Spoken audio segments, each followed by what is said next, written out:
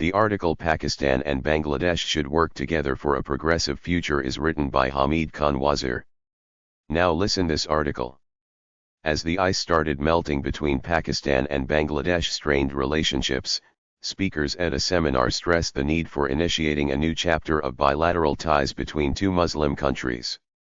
Dr. Muniz Amir, Meritorious Professor, Department of International Relations, University of Karachi said that Pakistan is always the first one to take initiatives for strengthening Pakistan-Bangladesh relations, but little reciprocity is shown by Bangladesh. Therefore it is high time for Pakistan and Bangladesh to let go of the past and work together for a progressive future.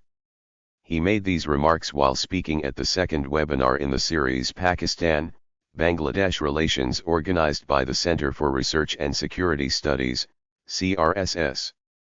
Speakers included Dr. Sharon Shahjahan Naomi, Assistant Professor, Gender Studies, Asian University for Women, Bangladesh, M. Sarwar Hossain, Barrister at Law of Lincoln, S.In., and Mr. Imtiaz Gul, Executive Director of CRSS. Bangladesh has yet to come out of the traumatic past, however, soon after assuming office in 2018, Prime Minister Imran Khan sought to smooth relations with Bangladesh. 2 years later, his attempts and efforts brought some amount of satisfaction. After rounds of email exchanges between the foreign ministries of Bangladesh and Pakistan, Imran Khan finally rang up and conversed with his Bangladeshi counterpart Sheikh Hasina waged over the telephone in July 2020. Signaling Pakistan's eagerness to strengthen relations with Bangladesh, Khan invited Hasina to visit Pakistan and discussed COVID management as well as revitalizing SAARC. Since the middle of 2020, a few moves by Islamabad led to speculation and debate over the defrosting of Bangladesh-Pakistan relations. In a stunning move, Pakistan has lifted all the restrictions on visas for Bangladeshi applicants in January. In another stunning development, last year, Pakistan's newly appointed High Commissioner Imran Ahmed Siddiqui caught up with Bangladeshi Foreign Minister A.K. Abdul Momen prior to Imran Khan's telephonic conversation with Hasina. Talking about the well-thought-out move and much-needed initiatives by the incumbent Pakistani government, Dr. Muniz said that a flexible visa regime can help in enhancing people-to-people relations between Pakistan and Bangladesh. He continued that people of both countries have enormous opportunities to mend economic, political, and cultural relations. According to him, efforts should be made to promote academic cooperation between the educational institutes of both countries. This cannot be done unless there are leaders from both sides who are able to promote meaningful interaction between students from Pakistan and Bangladesh. He proposed the Truth and Reconciliation Commission, which can help overcome the bitterness of the past and also help in sanitizing the historical literature on the events around 1971. Dr. Sharon Shahjahan Naomi expressed that Pakistanis and Bangladeshis are happy with each other. In politics, there is a binary view, but people-to-people relations are good, despite the past trauma and unfortunate memories. Currently, there is a huge gap in the economic relations between Pakistan and Bangladesh. According to reports, in the 2019-20 financial year, the bilateral trade between Bangladesh and Pakistan stood at $543.90 million. Bangladesh counted exports worth $50.54 million in Pakistan.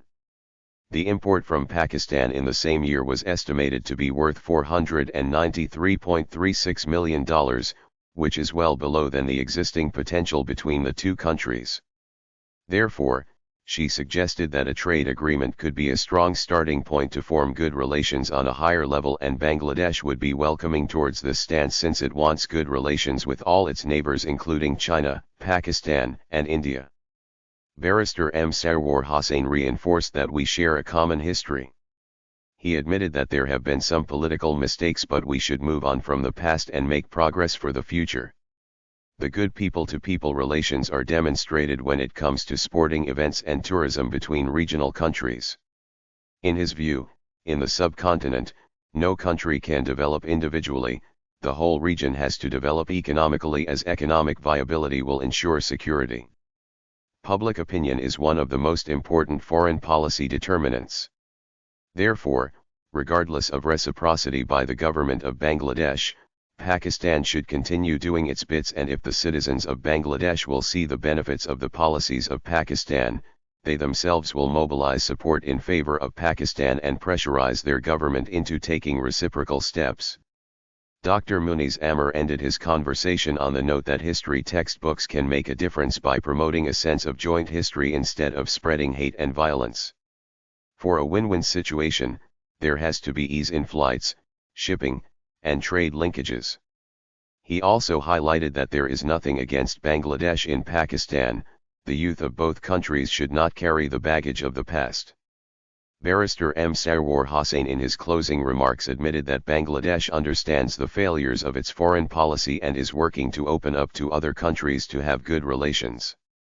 In this regard, he commended Pakistan's efforts in lifting visa restrictions.